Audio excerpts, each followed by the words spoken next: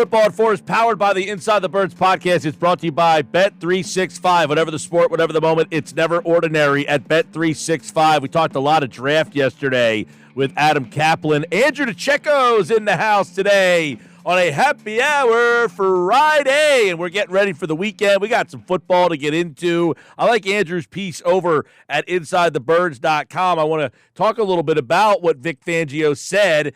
He said that he wants to see Cooper DeJean at nickel, and I thought that was some interesting stuff there because a lot of people, Andrew, wondering what's going to happen with Cooper. What are they going to do to replace Darius Slay? Did Vic Fangio give us a little insight on that yesterday? Hey, Mike, how you doing? Yeah, it's one of those things. Well, he spoke to NBC Sports Philadelphia's John Clark at the Phillies game on Wednesday night, and he offered some. You don't usually hear that from Vic, but I thought it was interesting to hear that he would like Cooper DeJean to stay at nickel because Cooper DeJean has the ability to play on the boundary, and the Eagles have maintained that they viewed him as an outside corner. But when you're so effective playing inside, he's already one of the best players at his position, and really nickel is a starting position in the game right now and very vital. Not everybody can do it effectively, and Cooper certainly can. And I think that it really speaks to his acclimation to the position. And it's a tough position because you have to worry about receivers that have a two-way go. You have a lot more space to cover. You have to be mindful of run fits. So he's able to do that at a high level. So I think it would serve the Eagles well to keep him right where he is and then figure out the spot opposite Quinyon Mitchell. Yeah, you look at the options that they have. So you keep him at the nickel spot, and obviously you got Quinyon Mitchell there. What do you see across him on the other side now? If it looks like DeJean is out of the picture, because I guess some people were wondering, are they going to move him out there? They get a different nickel. What's now the camp battle possibly? And then I guess we can follow up with some draft options there. But let's first see what they have in-house to replace Darius Slay. So it's going to be right now on paper as the roster stands, Kelee Ringo, who's entering his third season, and veteran Adoree Jackson, who's approaching 30 years old. I mostly view Adoree Jackson through the lens of an Isaiah Rodgers. I think he's going to kind of fulfill that role. Doesn't have anywhere close to the upside of an Isaiah Rodgers at this point. I think Isaiah is a player they're going to really miss. But Kelee Ringo is a player who, let's not forget last summer, and I was there at every practice, with the first team, it was Kelee Ringo and Isaiah Rodgers alternating every day with the first team opposite Slay. Then eventually Isaiah Rodgers leapfrogged him in the pecking order, and Kelee Ringo was seeing time with the second team. And then Quinyon Mitchell, of course, leapfrogged both of those players. But I think it was really telling that Isaiah Rodgers was able to stay in front of Kelee Ringo all season. He played just 11% of the snaps last year. Immensely athletic. He has the size, the physicality. Was flagged a ton last summer in training camp. Gets a little handsy, but we'll see. Because sometimes when you've now had 2 full off seasons for Ringo, he's very young, younger than Quinyon Mitchell. So maybe he's able to put it together. I still think the likely course of action will be that the Eagles draft a corner to compete because they're not just going to hand either player the role there. But I don't know that either option right now is overly enticing. At least in my opinion, from what I've seen. So let's talk a little bit about that spot in the draft, Andrew. What do we know? What do we think about, 32? Is that a spot you like corner? Is there a depth at corner? Is there a guy you would trade up for that you would say, if this guy's in the 20s, that's a guy I would target? So give us some thoughts of that cornerback position in this year's draft, specifically 32, maybe second round in there or a trade up. Mm-hmm. Yeah, it's a great question, Mike. So at the end of the first round, there's 2 players that I would not rule out that should fall within that range. And those players are Maxwell Harrison from Kentucky, 5'11", 185, extremely fluid, really good ball skills, around a 4.2 at the NFL Scouting Combine. And Savone Revel, the cornerback from East Carolina. I kind of have either the Eagles or the Chiefs are 2 teams that I sort of have highlighted as potential options at the back end of the first round. And then if you look in the second round, Notre Dame's Ben Morrison is a player who I like quite a bit, more of a nickel type of player, but the other 2 players that I mentioned are outside corners. So the Eagles are in a position right now where they're going to take the best player available. That could be a tight end, like a Mason Taylor. That could be a cornerback. That could be Donovan Ezaraku. Like, they're in a really good spot right now, I think, if they stand pat at 32. Yeah, and 32 is a spot where it's very enticing. They've traded out of that spot. The last time they won the Super Bowl, they ended up getting a second-round pick, a fourth-round pick, and then a second-round pick in the future. And you wonder if Howie Roseman can pull a deal off, something like that. If you're right now, I know sight unseen, we don't know what's happened to this board, but do you like staying at 32, or are you more of a proponent of moving back and trying to add, knowing that they have a ton of picks the next couple drafts? Yeah, I know that. Yeah, if I'm the Eagles, I'm trying to focus on volume and maintain the picks that you have. Maybe you move a couple of those fifth rounders to move up in the fourth, or even move up from 96 in the third round.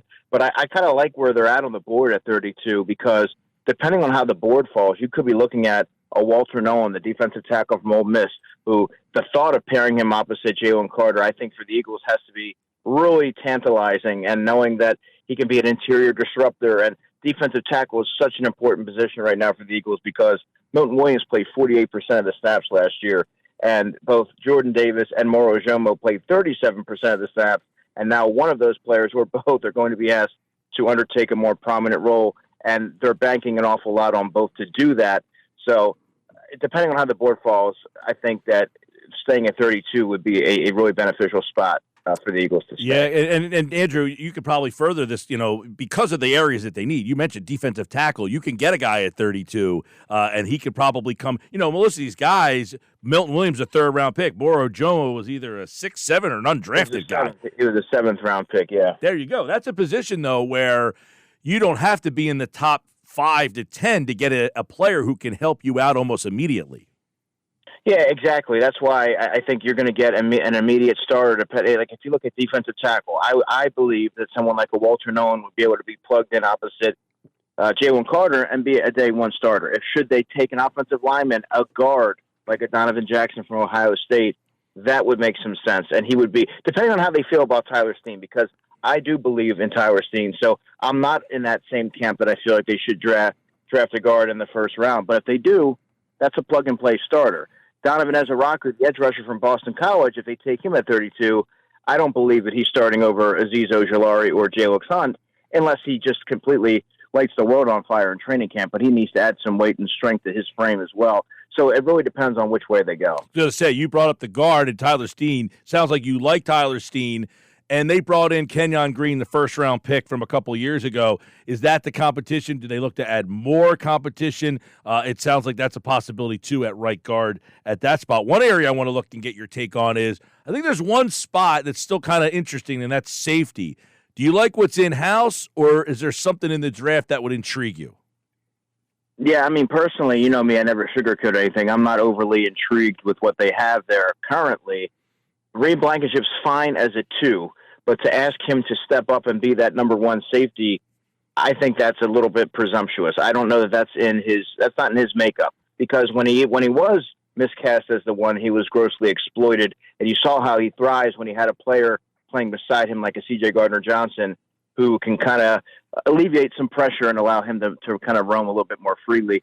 Sidney Brown's the wild card here, because obviously the Eagles drafted him in the third round. He does have some enticing traits, but he's kind of plays the game like a wild stallion. He's like a heat-seeking missile out there. And in order to be able to play and be a starter and really be a prominent piece in Vic Fangio's defense even, you have to be a player that he can trust tackles, that's going to be assignment sound. And unless you can do that, unless he's able to kind of flip that switch and transition and maybe alter his game a little bit, it's kind of hard to see that path. So I think that they need to draft a safety early, because I just don't think they're good enough there. And I think pairing Blankenship and Brown together, particularly, it's kind of redundant, because they can kind of do similar things. And I think they need a more rangy back-end player, maybe like a Andrew Makuba from Texas or a Xavier Watts from Notre Dame. Andrew, let's read the tea leaves a little bit on the tight end position. I know you wrote about this at Inside the Birds as well, Goddard's future here. Nick Sirianni did comment on him. I don't know if that was a glowing review of whether he'll be back or not. Quote, "Right now, he's on our football team." When you hear that, that generally doesn't sound very promising. No, it certainly doesn't. And that kind of had me alter the way that I'm looking at the draft, just based on it didn't sound like if. It sounded very much like when there's a parting of the ways of Dallas Goedert. And when you really look at all of their moves this offseason, a lot of it has been with the trying to keep that nucleus intact and prioritizing younger players and really trying to build this thing the right way for sustained success. And given the 2025 charge that Goddard had, it's kind of hard to envision him on the roster, barring a drastic restructure. So as a result, and I just wrote a story about this on InsideTheBirds.com that's going to come out this afternoon, I listed all of the tight ends not named Dallas Goedert that the Eagles currently have on their roster, and you'll quickly see that they don't have a lot of optionality there, or even someone who can be a bridge starter, because Grant Calcaterra did some nice things as a pass catcher, but he's very deficient in the blocking department. That's not going to be good. That's not going to cut it, I should say. So I think the Eagles' most logical course of action would be to draft a tight end probably in the first 2 rounds. And if I'm the Eagles and Mason Taylor's on the board at 32, I'm thinking long and hard about trying to get that tight end from LSU, because he does have that ability that reminds me a little bit of Zach Ertz. And even in the second round, you're looking at someone like a Harold Fannin Jr. from Bowling Green, or in the third round, a Terrence Ferguson from Oregon, or an Elijah Arroyo. But the further you get, the more you're banking on rapid development. I don't think that's going to be conducive to, success in the short term. So I think the first 2 rounds would be the best spot to grab one. Hypothetically, Warren's fallen. He's at 22. Do you move up to get Tyler Warren? I don't would, because you have to factor in what you would be having to use for ammo to trade up there. Tyler Warren, when the season starts, is going to be 25 years old. The Eagles typically don't go that route. Even though he could transform the dimensions of the offense, I still think that if you hang tight at 32, you could get a player in Mason Taylor, who sources have told me that there's a lot of teams out there that have him ranked above Colston Loveland. So that's not bad. You get the second best tight end in the draft, who runs terrific routes, finds a soft spot in zones, can be a security blanket for your quarterback, and at 20 years old, there's plenty of room to grow. All right. I thought it was interesting that Nick Sirianni, who hasn't had any OTAs or anything yet, was going on and on about Avery Williams. I can't say enough about him. So is he a guy that you're going to keep a closer eye on when they get outside? Yeah, that was something that I jotted down. It may be a footnote to some, but he went back over Avery Williams. He mentioned him in that first group of players that he mentioned, and then he went back and seemed really intrigued with the idea of getting him in the building and working with him. And obviously he has a background as a returner. I remember watching him at Boise State with the Broncos, and he was a very fluid cornerback, explosive, smaller, 5'9", 185, but I really liked his movement ability, and he always was an electric returner. But he played running back in high school, and the Atlanta Falcons used him at running back sparingly in 2022. But based on what Nick Sirianni said, it sounds like they may get him involved a little bit on offense, if you're kind of reading between the lines there. And he does have some explosive type of traits. Not an every down player by any stretch, or he's more of a, you kind of sporadically work him in and maybe catch the defense napping. But yeah, that made my antennas raise a little bit as a journalist for sure. All right, a couple more real quick. I know, Andrew, it's Football at 4 on a Friday. A couple listener questions here off the text board. Guys, the Eagles, would they look to draft a quarterback in this draft? If so, anybody you're interested in? He says Dylan Gabriel if he falls far enough. Is this, they did like to stock up on quarterbacks for a while, but is this a draft where they need one in those? They got 4 fifth-rounders. Yeah, I don't know. There's a lot of needs that this team has right now, and quarterback is not one of them. But I can understand the logic there, being the quarterback factory that they are. Kyle McCord from Syracuse is a player that I really like. He has local ties, but he seems to be rising a little bit. I think it's a little too early, and a player that I don't believe the Eagles would be taking, given their needs elsewhere on the roster. So, given everything, they traded for Darian Thompson-Robinson. I don't think that would be. Not in this draft.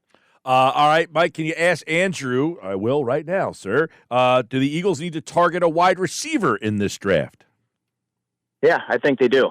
I absolutely think they do. On day 3, though, because now you don't know. You don't want to go into the offseason with Anais Smith and Johnny Wilson, because there's not a lot behind them. Danny Gray's on the practice squad, but you're essentially assuring Johnny Wilson and Anais Smith the roster spot. You got to provide some competition there.